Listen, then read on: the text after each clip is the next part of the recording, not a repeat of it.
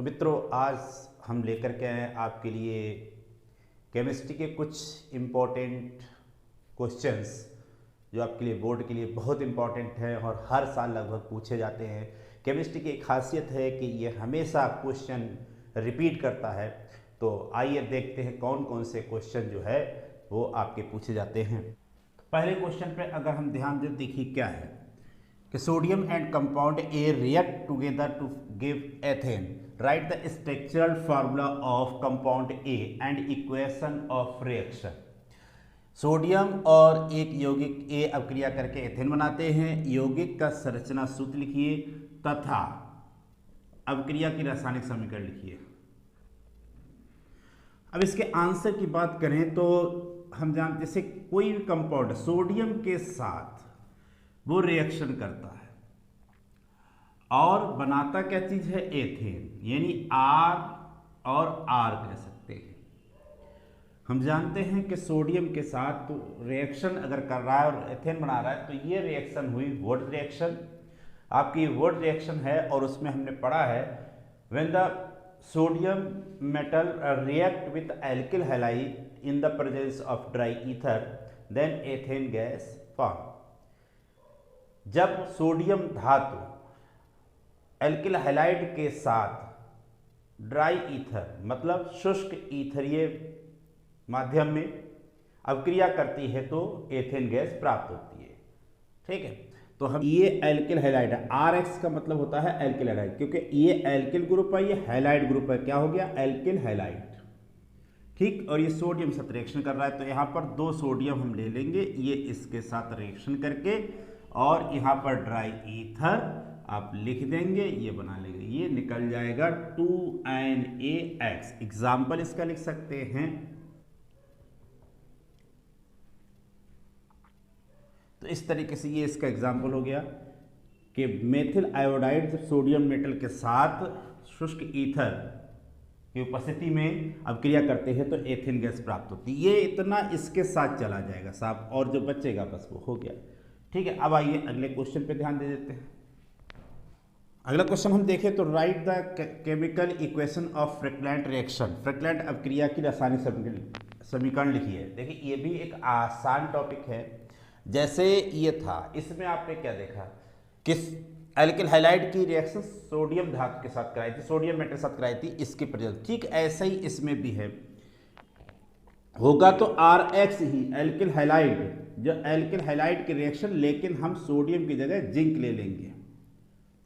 ठीक है, तो जिंक एक अकेला होगा और ये दोनों सेम वैसे ही लेंगे। ये ड्राई ईथर वैसा ही रहेगा जैसे ऊपर है, ड्राई ईथर वैसे ही, ठीक वैसी रिएक्शन है, बस फर्क क्या है, सोडियम की जगह जिंक है। वो कह रहा है फ्रैक्लेंट रिएक्शन, तो ये फ्रैक्लेंट हो गई। अगर हम सोडियम की जगह पर हम यूज कर ले जिंक, वो है वुड्स रिएक्शन। वो रिएक्शन क्या करते हैं, वुड्स रिएक्शन में आप सोडियम को एल्किल हैलाइड के साथ लेते हैं। जब एल्किल हैलाइड को सोडियम के साथ रिएक्ट कराएंगे तो हमें एल्केन मिलेगा। इसमें क्या करते हैं, जब एल्किल हैलाइड को जिंक के साथ रिएक्ट कराते हैं तो भी हमें एल्केन प्राप्त होता है। ठीक, ये भी रिएक्शन बहुत इंपॉर्टेंट है। इसका भी एग्जांपल आप लिख सकते हैं। तो यहाँ हमने ले लिया CH3Br प्लस Zn और प्लस CH3 और Br। अब ये इतना इसके साथ बाहर निकल जाएगा। ठीक, वही प्रेजेंस लेंगे और ये बन जाएगा CH3 और CH3 प्लस ZnBr2। इस तरीके से ये हमारे दो क्वेश्चन कंप्लीट हुए। अब हम आते हैं क्वेश्चन नंबर 3 की तरफ। What happens when ethyl bromide is heated with alcoholic KOH। क्या होता है जब एथिल ब्रोमाइड की अपक्रिया एल्कोहलिक KOH से कराते हैं। ध्यान रहे ये एल्कोहलिक KOH है, एक्वस KOH नहीं है, इस चीज को ध्यान रखिए। पहले तो हम फॉर्मूला लिखें एथिल ब्रोमाइड का, तो एथिल ब्रोमाइड का फॉर्मूला होता है CH3CH2Br प्लस KOH, ये एल्कोहलिक है और क्या बनाएगा, तो जहां कहीं पर भी हो यहाँ पर ये KBr तो निकलता है, अगर K है और Br है तो ये जरूर निकलेगा और इसका हाइड्रोजन और इसका OH बाहर निकल जाता है क्योंकि ये अल्कोहलिक है। तो जब इसका हाइड्रोजन निकल जाएगा तो यहाँ हाइड्रोजन 2 बचेंगे और यहाँ से Br हट जाएगा तो यहाँ पहले से हाइड्रोजन 2 हैं तो सिंगल बॉन्ड आ गया प्लस ये बना KBr प्लस H2O, क्या बना एथेन। ठीक, यहाँ पर एक बॉन्ड पहले से था और एक बॉन्ड और बन जाएगा। इस तरीके से हमको यहाँ पर मिल गई ये एथीन। ठीक है, अब आ जाए अगले क्वेश्चन नंबर 4 की तरफ। क्वेश्चन नंबर 4 क्या कहता है, कंप्लीट द फॉलोइंग रिएक्शंस, यानी इसमें रिएक्शन कंप्लीट करनी है। निम्न अपक्रियाओं को पूरा कीजिए। पहली अपक्रिया क्या है, RX की रिएक्शन। RX का मतलब पहले समझ लीजिए क्या है, एल्किल हैलाइड होता है। RX की रिएक्शन कैसियन से करा रहे हैं। देखो भैया, अगर यहाँ पर RX है, एक चीज ध्यान रहे कि यहाँ पर अगर इन्होंने RX लिया है और रिएक्शन KCN से करा रहे हैं तो याद रखो ये निकल जाएगा। अगर K है और कोई हैलोजन है तो उसे कोई नहीं रोक सकता, निकलेगा जरूर, ये इसके साथ जुड़ जाएगा। इसका मतलब यहाँ पर बनेगा RCN। अब एक चीज और है, ये हाइड्रोजन, कोई यहाँ पर हमने आपको बार बार जब थ्योरी पढ़ाई है तो यहाँ पर बताया है कि LiAlH4 या आपका Na/C2H5OH या आपका SN/HCl या Zn/HCl, ये सब क्या करते हैं, हाइड्रोजन देते हैं। यहाँ पर इनमें से कोई भी एक हो सकता है। ठीक, तो ये क्या कर रहा है, हाइड्रोजन दे रहा है। ये हाइड्रोजन यहाँ जुड़ जाएंगी इसके साथ ही साथ, क्योंकि इसमें आपस में होता है ट्रिपल बॉन्ड SCl, C और N, ये बॉन्ड टूटेंगे और यहाँ पर बनेगा RCH2 और सिंगल बॉन्ड NH2, ये बन जाएगा। ठीक, तो रिएक्शन ये आपकी कंप्लीट हो गई। ठीक है, ये हट गई। अब हम इसकी बात करें तो इसको हम ऐसे लिख सकते हैं CH। अगली रिएक्शन की बात करें तो इसको हम लिख सकते हैं इस तरीके से CH3 CH2 CH और 2 Br लगे हुए हैं। अब देखिए, अब ये आ गया एक्वस, एल्कोहलिक नहीं है, एक्वस है। तो अगर एक्वस KOH के साथ अगर रिएक्शन कराएंगे इसकी तो ये इतना अलग निकल जाएगा, यानी KBr निकल जाएगा, 2 OH लग जाएंगे। तो यहाँ पर जो कंपाउंड बना, ये बना CH3 CH2 और CH और एक OH और इधर दूसरा OH। जब अगर इसको आप हीट करेंगे तो हीट करने का मतलब होता है कहीं पर भी अगर एक से ज़्यादा हाइड्रोक्सिल ग्रुप लगे हैं और आप उसको हीट कर रहे हैं तो वहाँ पर वाटर बाहर निकल जाता है, ये कंफर्म है हीट करने पर। तो बनेगा CH3 CH2 और CHO यानी एल्डिहाइड बन गया। ठीक, अगली रिएक्शन क्या कह रहे हैं, राइट द, अगला क्वेश्चन ये है, write the equation of substitution reaction of benzene ring of chlorobenzene. पहली बात तो हम समझे क्लोरोबेंजीन क्या है। क्लोरोबेंजीन इस तरीके से होता है कि इसके ऊपर ये बेंजीन हो गया, इसके ऊपर हम Cl लगा देते हैं, क्लोरोबेंजीन हो गया। इसकी हमें सब्स्टिट्यूशन रिएक्शन बतानी है, प्रतिस्थापन अभिक्रिया बतानी है। इसमें उन्होंने ये नहीं कहा कि न्यूक्लियोफिलिक प्रतिस्थापन है या आपका ये इलेक्ट्रोफिलिक प्रतिस्थापन है, लेकिन अगली क्वेश्चन पे अगर हम ध्यान दें, हमने जानबूझ के यहाँ लिख रखा है, write the chemical equation of nucleophilic substitution reaction. Chlorobenzene की नाभिक स्नेही प्रतिस्थापन अभिक्रिया लिखिए। इसका मतलब ये हुआ, हिंदी में इसको ये कहेंगे।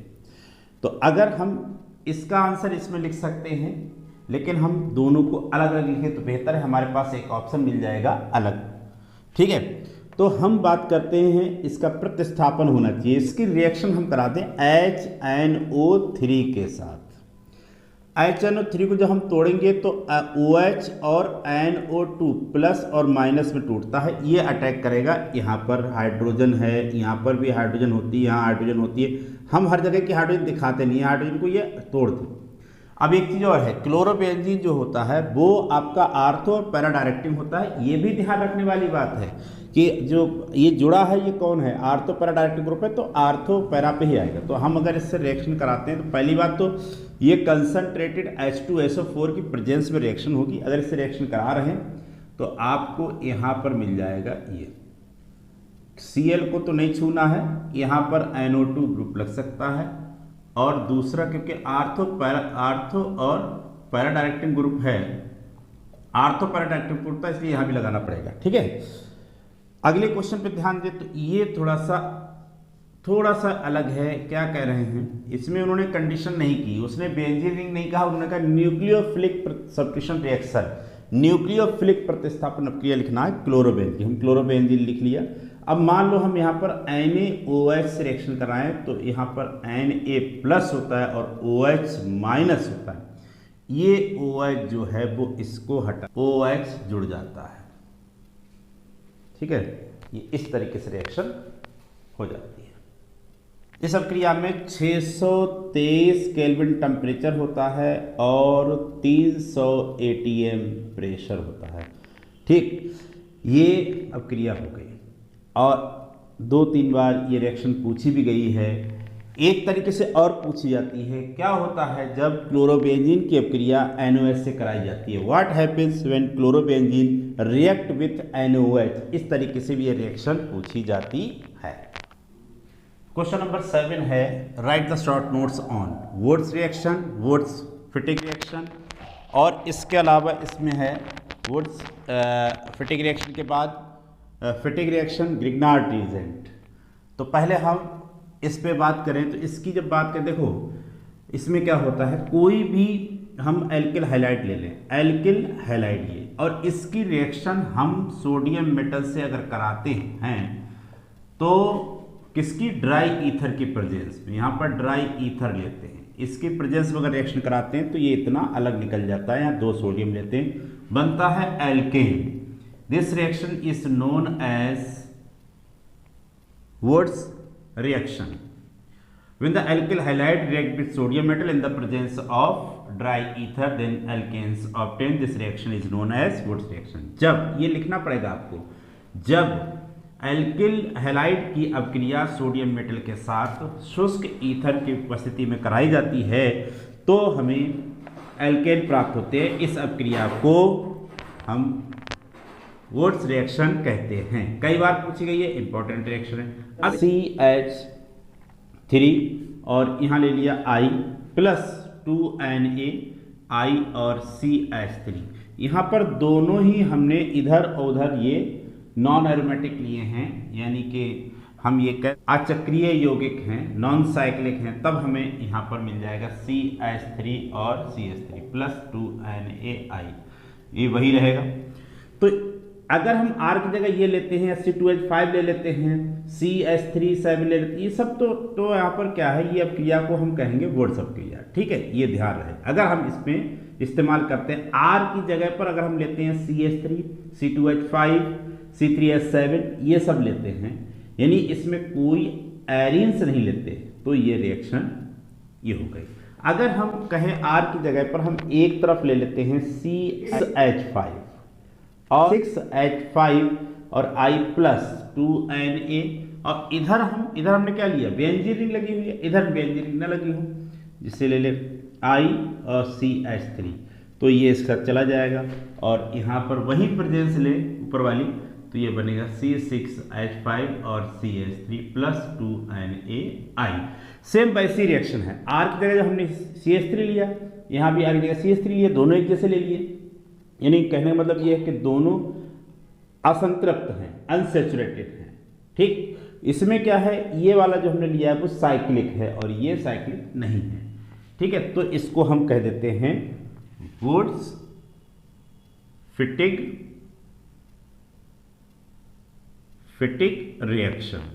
अब इसमें हम दोनों ही ले ले C6H5I plus 2Na plus I C6H5, यानी दोनों ही यहां पर हमने बेंजीन रिंग ले लिए, तो C6H5 single bond C6H5 plus 2NaI, diphenyl हमको मिल गया। डाइफिनाइल इसका फार्मूला, ये डाइफिनाइल है। तो ये जो हो गई हमारी, सुनोगे ध्यान दें, जब हम दोनों जगह क्या ले रहे हैं, CH3 C2H5, मतलब दोनों ही जगह हम लेते हैं कौन सा वाला, जो नॉन साइक्लिक है। ठीक है, तो हमें हमारा यह है वुड्स रिएक्शन। हमने एक जगह साइक्लिक ले लिया, एक जगह नॉन साइक्लिक, तो ये वुड फिटिंग हो गया, यानी फिटिंग लग गया आकर के। और हमने दोनों ही जगह अगर मान लो साइक्लिक ले लिया तो हमारा ये हो गया फिटिक रिएक्शन, यानी वर्ड्स गायब हो गया। ठीक, अब अगले क्वेश्चन, अगले टॉपिक पे आ जाए तो हमारा ये हो गया और ये भी हो गया। ध्यान रहे इसमें क्या है, फिटिक में व्हेन, इसको हम कह सकते हैं arenes react with sodium metal in the presence of dry ether, then diphenyl obtain, this reaction is known as Fittig reaction. जब एरीन्स को, हेलो एरीन्स को, when the haloarenes react with sodium metal in the presence of dry ether, then diphenyl obtain, this reaction is known as फिटिक reaction।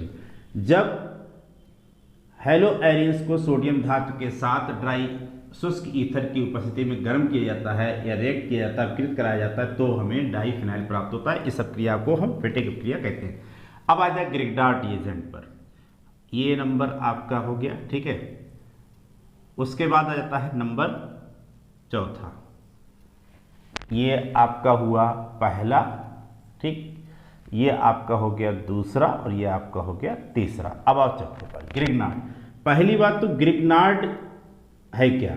Grignard का general formula होता है RMGX, ये होता है इसका जनरल फार्मूला RMGX होता है। अब बात आती है बनाने की। अगर हम किसी एल्किल हैलाइड को शुष्क ईथर की उपस्थिति में मैग्नीशियम के साथ गर्म किया जाता है तो ग्रिग्नार्ड अभिकर्मक प्राप्त होता है।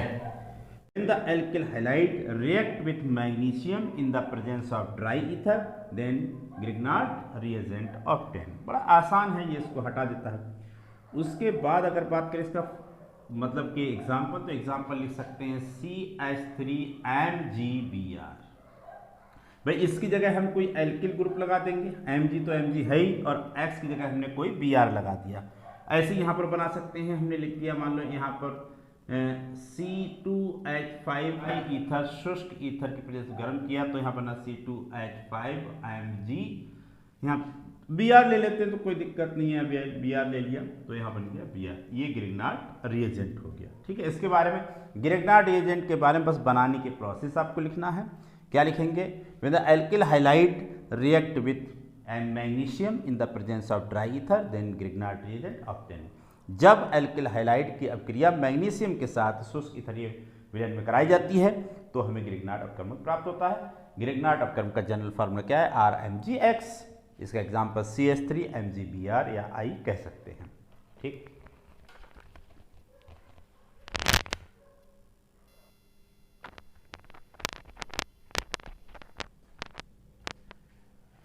ये जो क्वेश्चन आपने लगाए थे ये चैप्टर फर्स्ट के थे, हेलो एल्केन्स और हेलोएरिन्स के। अब हम चलते हैं चैप्टर 2 की तरफ, सेकंड की तरफ।